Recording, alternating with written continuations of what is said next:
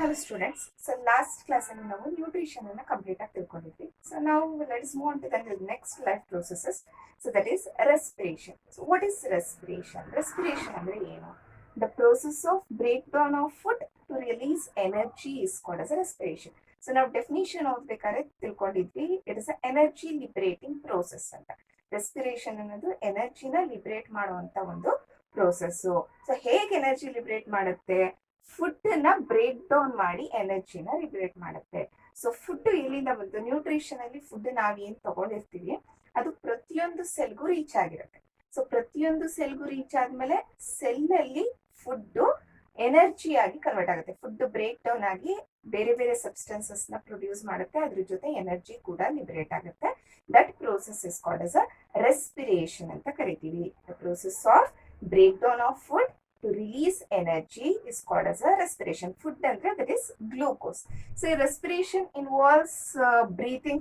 So ಕೆಲವು organism oxygen ಅನ್ನ use ಮಾಡಿಕೊಂಡು ಈ ಪ್ರೋಸೆಸ್ ನ ಕಂಪ್ಲೀಟ್ ಮಾಡ್ತಾರೆ. ಅಂದ್ರೆ ಗ್ಲೂಕೋಸ್ ನ ಬ್ರೇಕ್ ಡೌನ್ ಮಾಡಿ ಎನರ್ಜಿ ಲಿಬರೇಟ್ ಮಾಡೋ ಪ್ರೋಸೆಸ್ ನ ಆಕ್ಸಿಜನ್ ಯೂಸ್ ಮಾಡ್ಕೊಂಡು ಮಾಡ್ತವೆ. ಸೊ ಕೆಲವು organisms in the absence of oxygen it converts food into energy. It uses food to release energy. So ಕೆಲವು ಆರ್ಗ್ಯಾನಿಸಮ್ಸ್ ಆಕ್ಸಿಜನ್ ಅನ್ನ ಬಳಕೆ ಮಾಡ್ಕೊಳ್ಳುತ್ತೆ ರೆಸ್ಪಿರೇಷನ್ಗೆ, ಕೆಲವು ಆರ್ಗ್ಯಾನಿಸಮ್ಸ್ ಆಕ್ಸಿಜನ್ ಅನ್ನ ಬಳಕೆ ಮಾಡ್ಕೊಳ್ಳಲ್ಲ. ಸೊ ಅದಕ್ಕೆ ಏನಂತ ಕರಿತೀವಿ? ಆಕ್ಸಿಜನ್ ಅನ್ನ ಬಳಕೆ ಮಾಡ್ಕೊಳ್ಳುವಂತದಕ್ಕೆ ಏರೋಬಿಕ್ ರೆಸ್ಪಿರೇಷನ್ ಅಂತ ಕರಿತೀವಿ. ಬಳಕೆ ಮಾಡ್ಕೊಳ್ದಲೇನೆ ಈ ಎನರ್ಜಿ ಲಿಬರೇಟಿಂಗ್ ಪ್ರೋಸೆಸ್ ಆದ್ರೆ ಅದನ್ನ ಅನೇರೋಬಿಕ್ ರೆಸ್ಪಿರೇಷನ್ ಅಂತ ಕರಿತೀವಿ. ಸೊ ಅದ್ರ ಬಗ್ಗೆ ಆಮೇಲೆ ತಿಳ್ಕೊಳ್ಳೋಣ. ಸೊ ಇಲ್ಲಿ ಗ್ಲೂಕೋಸ್ ಬ್ರೇಕ್ ಡೌನ್ ಆಗಿ ಎನರ್ಜಿ ರಿಲೀಸ್ ಮಾಡಕ್ಕೆ ಆಕ್ಸಿಜನ್ ಅನ್ನ ಯೂಸ್ ಮಾಡ್ಕೊಳುತ್ತೆ, ಕೆಲವುದ್ರಲ್ಲಿ ಆಕ್ಸಿಜನ್ ಅನ್ನ ಯೂಸ್ ಮಾಡ್ಕೊಳಲ್ಲ ಅಂತ ಹೇಳಿದೆ. ಸೊ ವೇ ಯಾವುದೇ ಆಗಿರ್ಲಿ, ಪಾತ್ವೆ ಯಾವುದೇ ಆಗಿರ್ಲಿ, ಆಕ್ಸಿಜನ್ ಯೂಸ್ ಮಾಡ್ಕೊಳ್ಳಿ ಅಥವಾ ಮಾಡ್ಕೊಳ್ಳದೆ ಇರ್ಲಿ, ಎಲ್ಲಾ ಕೇಸಸ್ ಅಲ್ಲೂ ಫಸ್ಟ್ ಸ್ಟೆಪ್ ಸೇಮ್ ಇರುತ್ತೆ ರೆಸ್ಪಿರೇಷನ್ ಅಲ್ಲಿ. So in respiration the first step will be the same in all the cases. So which is the first step? Yaudadu? So first step in respiration is conversion of glucose into pyruvate. So as you know, glucose is a 6 carbon molecule. Glucose ಅನ್ನೋದೇನು 6 carbon molecule, C6H12O6 ಅಂತ ಓದಿದೀವಿ ನಾವು. ಆ 6 carbon molecule break down ಆಗಿ 3 carbon molecule ಆಗಿ convert ಆಗುತ್ತೆ. That is pyruvate. So along with release of some amount of energy. So this is the first step involved in all types of respiration. So it may be in the presence of oxygen or absence of oxygen. Oxygen use ಮಾಡಿಕೊಂಡು ಆಗುವಂತ respiration ಆಗಿರ್ಬೋದು ಅಥವಾ oxygen use ಮಾಡ್ಕೊಳ್ದೇ ಆಗಿರುವಂತ respiration ಆಗಿರ್ಬೋದು. ಎಲ್ಲಾ cases ಅಲ್ಲೂ first step same. That is conversion of glucose, that is 6 carbon molecule into 3 carbon molecule, that is pyruvate. So ಅಂದ್ರೆ pyruvate ಅನ್ನೋದು ಕಂಪ್ಲೀಟ್ಲಿ ಬ್ರೇಕ್ ಡೌನ್ ಆಗಿರೋದಲ್ಲ. It has to be further broken down. ಮತ್ತೆ ಅದು ಇನ್ನು broken down ಆಗಿ simplest form ಗೆ convert ಆಗಬೇಕು. ಅದು ಪೈರುವೇಟ್ ಇಂದ ಯಾವ ಪಾತ್ವೆ ಯೂಸ್ ಮಾಡುತ್ತೆ ಅಂದ್ರೆ ಆಕ್ಸಿಜನ್ ನ ಬಳಕೆ ಮಾಡಿಕೊಂಡು ಬ್ರೇಕ್ ಡೌನ್ ಆಗುತ್ತಾ, ಬಳಕೆ ಮಾಡ್ಕೊಳ್ದಲ್ಲೇ ಬ್ರೇಕ್ ಡೌನ್ ಆಗುತ್ತಾ, ಅದ್ರ ಬೇಸಿಸ್ ಮೇಲೆ ಪೈರುವೇಟ್ ಯಾವ್ಯಾವ ಮಾಲಿಕ್ಯೂಲ್ಸ್ ಆಗಿ ಕನ್ವರ್ಟ್ ಆಗುತ್ತೆ ಅನ್ನೋದನ್ನ ನಾವು ಫರ್ದರ್ ತಿಳ್ಕೊಳ್ತೀವಿ. ಸೊ ಈ ಫಸ್ಟ್ ಸ್ಟೆಪ್ ಏನಿದೆ ಇದು ಎಲ್ಲಿ ನಡೆಯುತ್ತೆ? So the first step that is conversion of glucose to pyruvate takes place in the cytoplasm. So ಇದು ಸೈಟೋಪ್ಲಾಸಮ್ ಅಲ್ಲಿ ಆಗುತ್ತೆ.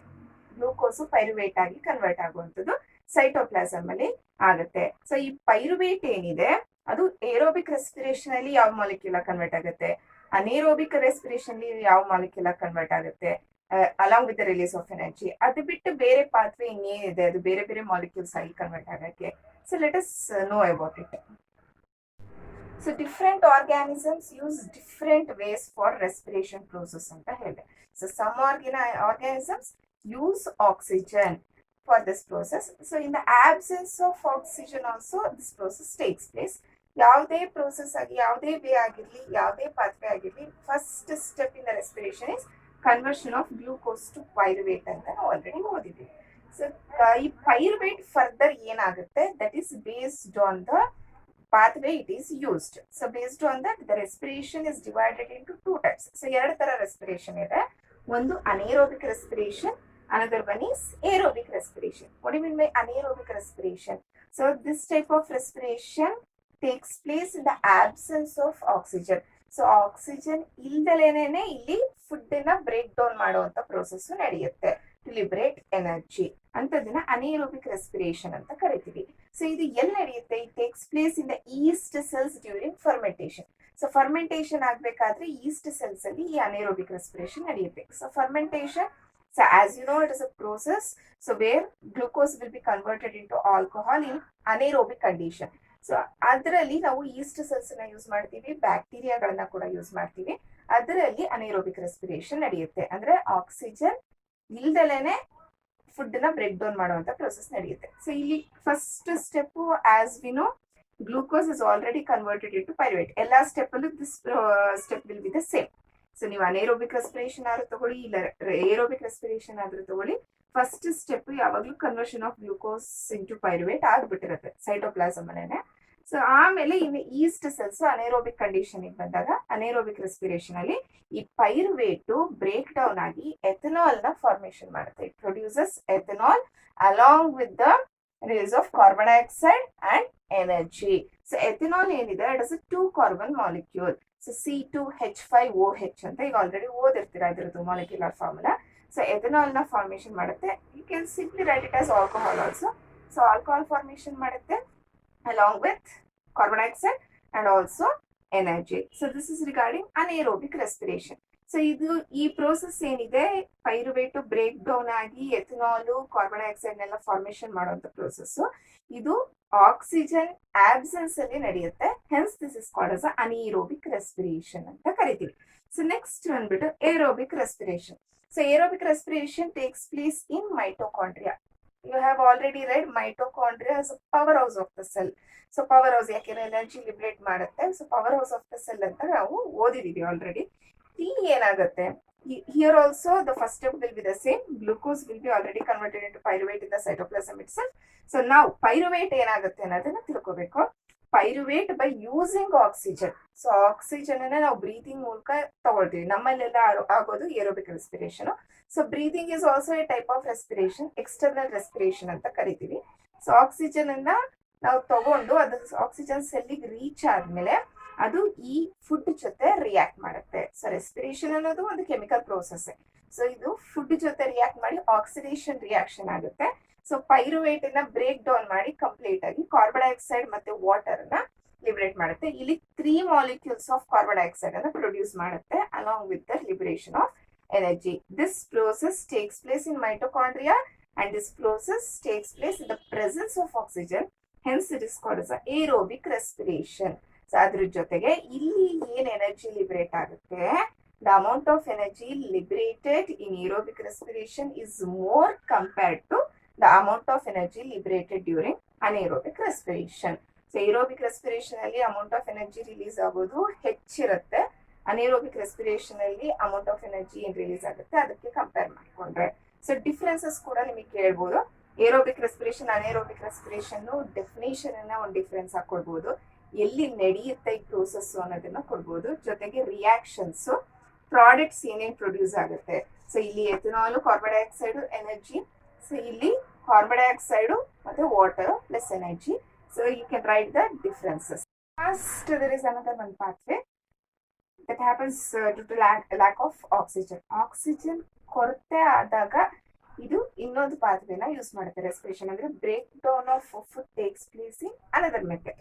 ಸೊ ಲ್ಯಾಕ್ ಆಫ್ ಆಕ್ಸಿಜನ್ ಯಾವಾಗ ಆಗುತ್ತೆ ಅಂದ್ರೆ ಮಸಲ್ ಸೆಲ್ಸ್ ಅಲ್ಲಿ ಒಂದೊಂದ್ಸಲ ಆಗುತ್ತೆ. ಸೊ ಮಸಲ್ ಸೆಲ್ಸ್ ಅಲ್ಲಿ ಏನಕ್ಕಾಗುತ್ತೆ, ಸೆಲ್ಸ್ಗೆ ಆಕ್ಸಿಜನ್ ಸಫಿಶಿಯಂಟ್ ಆಗಿ ಸಿಗದೆ ಇದ್ದಾಗ, ಆಕ್ಸಿಜನ್ ಕೊರತೆ ಇದ್ದಾಗ ಮಸಲ್ ಸೆಲ್ಸ್ ಅಲ್ಲಿ ಈ ಪಾತ್ವೆನ ಯೂಸ್ ಮಾಡುತ್ತೆ to break down the food. This happens. So glucose to pyruvate one and the same. If pyruvate ಏನಿದೆ, it is a 3 carbon molecule. It gets converted into lactic acid, so which is also a 3 carbon molecule. So this happens when there is lack of oxygen in our muscle cells. Pyruvate ಇದ್ದಿದ್ದು lactic acid ಆಗಿ convert ಆಗುತ್ತೆ along with the release of energy. So ಈ lactic acid ಆಗಿ ಯಾವಾಗ convert ಆಗುತ್ತೆ, it gets accumulated in the muscle cells. So ಯಾವಾಗ ನಾವು sudden activity ಮಾಡ್ತೀವಿ that time, so it will cause cramps. Okay, so muscle cells ಅಲ್ಲಿ accumulate ಆಗಿರುತ್ತೆ lactic acid. So ಯಾವಾಗ ಸಡನ್ ಆಕ್ಟಿವಿಟಿ ನಾವು ಮಾಡ್ತಿರ್ತೀವೋ ಅವಾಗ ಮಸಲ್ಸ್ ಗಳು ನಮಗೆ ಮಸಲ್ ಕ್ಯಾಚ್ ಆಗುತ್ತೆ, ಮಸಲ್ಸ್ ಗಳು ಹಿಡ್ಕೊಳ್ಳುತ್ತೆ, ಕ್ರಾಂಪ್ಸ್ ಆಗುತ್ತೆ. So this is another one pathway used by the organisms. These are the 3 pathways involved in respiration. Respiration break down of food ಯಾವ್ಯಾವ ಪಾತ್ವೇನ ಯೂಸ್ ಮಾಡಿಕೊಂಡು ಹೇಗೆ ಯಾವ್ಯಾವ ಮಾಲಿಕ್ಯೂಲ್ಸ್ ಆಗಿ ಕನ್ವರ್ಟ್ ಆಗುತ್ತೆ ಅನ್ನೋದನ್ನ ತಿಳ್ಕೊಂಡ್ವಿ. ಇದೆಲ್ಲ ನಡೆಯೋದು ಸೆಲ್ ಒಳಗಡೆ, ಹಾಗಾಗಿ ಇದನ್ನ ಸೆಲ್ಯುಲಾರ್ ರೆಸ್ಪಿರೇಷನ್ ಅಂತ ಕರೀತಾರೆ. ಆಗ್ಲೇ ಬ್ರೀತಿಂಗ್ ಅಂತ ಹೇಳಿದ್ರೆ ಅದು ಸೆಲ್ಯುಲಾರ್ ರೆಸ್ಪಿರೇಷನ್ ಅಲ್ಲ, it's external respiration, just exchange of gases ಆಗೋದು. ಈ ಪ್ರೋಸೆಸ್ ನಡೆಯೋದು that is break down of food to liberate energy ಅಂತ ನಾವು ಏನ್ ಕರಿತೀವಿ, ಆ ತರ ರೆಸ್ಪಿರೇಷನ್ ಆಗೋದು ಸೆಲ್ಸ್ ಅಲ್ಲಿ, hence it is called cellular ರೆಸ್ಪಿರೇಷನ್ಗೆ ಬರುತ್ತೆ ಇದೆಲ್ಲ. ಸೊ ನೆಕ್ಸ್ಟ್ ಈ ಎನರ್ಜಿ ಏನ್ ಲಿಬರೇಟ್ ಆಗುತ್ತೆ, ಆ ಎನರ್ಜಿ ಲಿಬರೇಟ್ ಆಗಿರೋದು ಹೇಗೆ ಯೂಸ್ ಆಗುತ್ತೆ ಎಲ್ಲ ಆಕ್ಟಿವಿಟೀಸ್ಗೂ, let us know about it. Energy liberated during the process of respiration is immediately used to produce a molecule called ATP. So ATP molecule ನ ಸಿಂಥಸೈಸ್ ಮಾಡಕ್ಕೆ ರೆಸ್ಪಿರೇಷನ್ ಅಲ್ಲಿ ಲಿಬರೇಟ್ ಆಗಿರೋ ಅಂತ ಎನರ್ಜಿ ತಕ್ಷಣ ಯೂಸ್ ಆಗುತ್ತೆ. ಸೊ ಯಾವ್ದ್ರಿಂದ ATP ಮಾಲಿಕ್ಯೂಲ್ ನ formation ಮಾಡುತ್ತೆ? So by using ADP, that is adenosine diphosphate. ATP ಅಂದ್ರೆ ಅಡಿನೋಸಿನ್ ಟ್ರೈಫಾಸ್ಫೇಟ್, ಇದು ADP ಅಂದ್ರೆ ಅಡಿನೋಸಿನ್ ಡೈಫಾಸ್ಫೇಟ್ ಜೊತೆ ಇನ್ನೊಂದು ಇನಾರ್ಗ್ಯಾನಿಕ್ ಫಾಸ್ಫೇಟ್ ಲಿಂಕ್ ಆಗಿ ATP ಮಾಲಿಕ್ಯೂಲ್ಸ್ ನ ಸಿಂಥಸೈಸ್ ಮಾಡುತ್ತೆ. This ATP molecules is used as energy currency for all life processes. So endothermic processes ಏನೇನ್ ನಡೆಯುತ್ತೆ ಸೆಲ್ ಒಳಗಡೆ ಅದೆಲ್ಲದಕ್ಕೂ ಈ ATP ಮಾಲಿಕ್ಯೂಲ್ ಎನರ್ಜಿನ ಕೊಡುತ್ತೆ. ಹೇಗ್ ಕೊಡುತ್ತೆ? ಸೊ ಬೈ ಯೂಸಿಂಗ್ ವಾಟರ್ನ ಯೂಸ್ ಮಾಡಿಕೊಂಡು ಈ ಟರ್ಮಿನಲ್ ಫಾಸ್ಫೇಟ್ ಲಿಂಕೇಜ್ ಏನಿದೆ ಅದು ಬ್ರೇಕ್ ಆಗಿ ಸರ್ಟನ್ ಫಿಕ್ಸ್ಡ್ ಅಮೌಂಟ್ ಆಫ್ ಎನರ್ಜಿನ ಪ್ರೊಡ್ಯೂಸ್ ಮಾಡುತ್ತೆ. ಆ ಫಿಕ್ಸ್ಡ್ ಅಮೌಂಟ್ ಆಫ್ ಎನರ್ಜಿನ ಯೂಸ್ ಮಾಡಿಕೊಂಡು ಬೇರೆ processes, endothermic processes in cell, so uses ATP to drive the reactions. So ಅದು ಬ್ರೇಕ್ ಆದ್ಮೇಲೆ ಅದೇನು ಎನರ್ಜಿ ರಿಲೀಸ್ ಮಾಡುತ್ತೆ ಅದನ್ನ ಯೂಟಿಲೈಸ್ ಮಾಡಿಕೊಂಡು ಈ ಎಂಡೋಥರ್ಮಿಕ್ ಪ್ರೋಸೆಸ್ಗಳು ನಡೆಯುತ್ತೆ. So this is regarding how the energy release during respiration is utilised for other processes which takes place in the cell. So next class ಅಲ್ಲಿ ನಾವು ಪ್ಲಾಂಟ್ಸ್ ಅಲ್ಲಿ ಎಕ್ಸ್ಚೇಂಜ್ ಆಫ್ ಗ್ಯಾಸಸ್ ಹೆಂಗ್ ನಡೆಯುತ್ತೆ, ಹ್ಯೂಮನ್ ಬೀಯಿಂಗ್ಸ್ ಅಲ್ಲಿ respiration ಹೆಂಗ್ ನಡೆಯುತ್ತೆ, so respiratory system ಹೆಂಗಿರುತ್ತೆ ಅದ್ರ ಬಗ್ಗೆ ತಿಳ್ಕೊಳ್ಳೋಣ. So regarding the class I hope you all understood. So any questions possible ಬರುತ್ತೆ, so I will upload that. So try to answer those questions. Thank you.